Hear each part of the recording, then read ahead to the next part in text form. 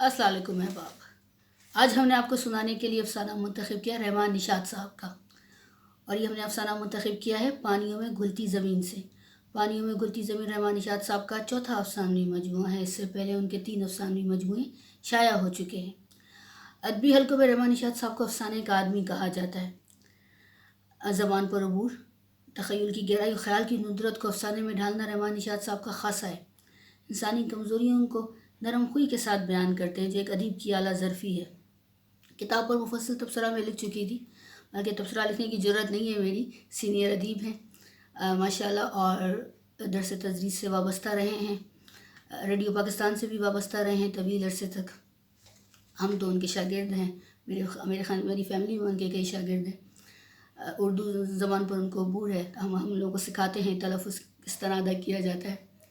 आज जो अफ़साना मैंने आप लोगों को सुनाने के लिए मुंतखब किया, उसका उन्वान है इनकरार। इनकरार एक ऐसा अफ़साना है जो एक अदीब की गहरी सोच और फ़िक्र को उजागर करता हुआ है। अब जब हम अफ़साने के ख़त्म तक पहुँचेंगे तो मुझे उम्मीद है कि आप लोग भी अदीब की सोच तक रसाई हासिल कर सकेंगे। अफ़साना आपकी समातों की नज़र।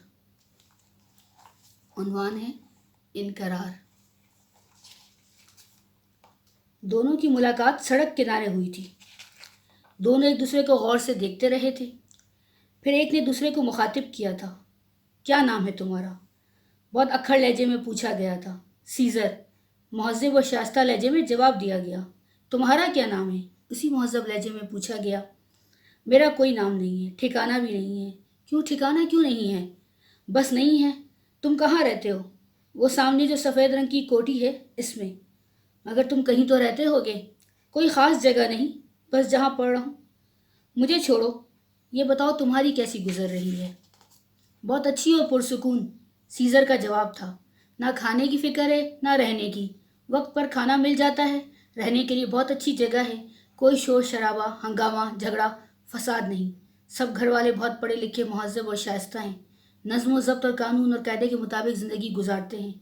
मैं भी इन सब बातों का आदी हो गया हूँ। बस समझ लो, एक वेल डिसिप्लिन्ड लाइफ है।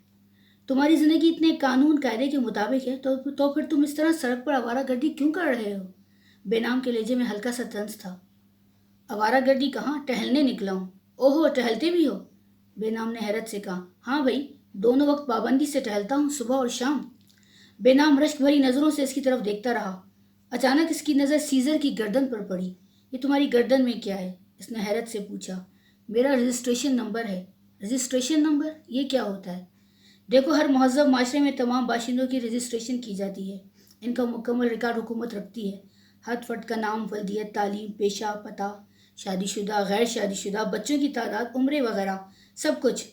तुम इसे कौमी शनाख्ती कार्ड समझ लो। मगर इस सब की ज़रूरत ही क्या है? ज़रूरत है।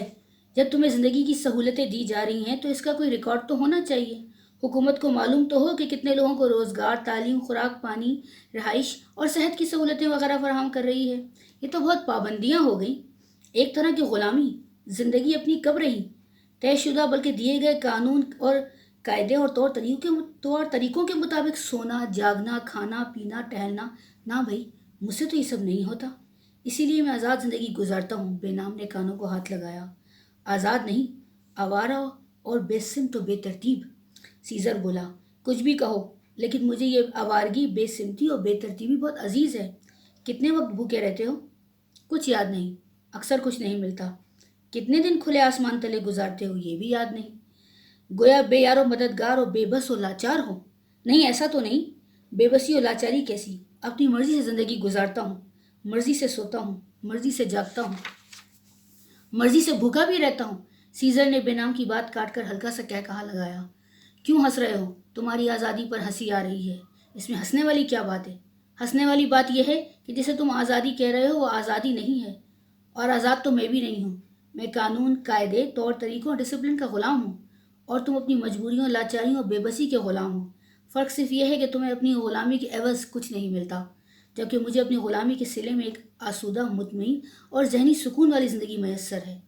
सीज़र ने बेनाम को गहरी सोच में डाल दिया। उसकी आंखों में शदीद उलझन, तफक्कुर और गोमोगों की कैफियत थी। सीज़र गौर से इसे देख रहा था। क्या सोच रहे हो? सीज़र ने कुछ देर बाद इसे मुखातिब किया। सोच रहा हूँ, तुम्हारा फ़लसफ़ा बेशक बहुत पुरकशिश है, لیکن آزادی سے زیادہ پرکشش نہیں۔ آزادی کی قیمت تمہاری گردن میں پڑا ہوا یہ رجسٹریشن نمبر نہیں ہو سکتا۔ فلسفہ دائمی نہیں ہوتا میرے بھائی۔